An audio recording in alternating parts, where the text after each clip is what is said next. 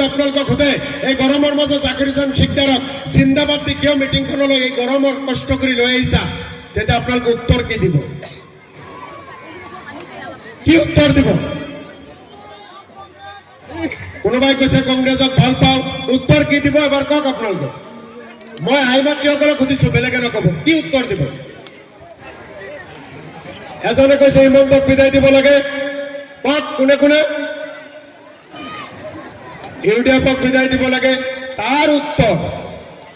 ইয়াৰ উত্তৰ হৈছে এই যে 5 ঘণ্টা ধৰি বহিছে অসুখ লৈ ইয়াত আহিছে কাম বন বাদ দি আহিছে তাৰ এটাই কাৰণ আহি থকা বিধানসভা নিৰ্বাচনত পশ্চিম পাকা গাঁও পঞ্চায়তৰ কংগ্ৰেছৰ কৰ্মীসকলে পশ্চিম পাকা গাঁও পঞ্চায়তৰ সন্মানীয় ভোটাৰে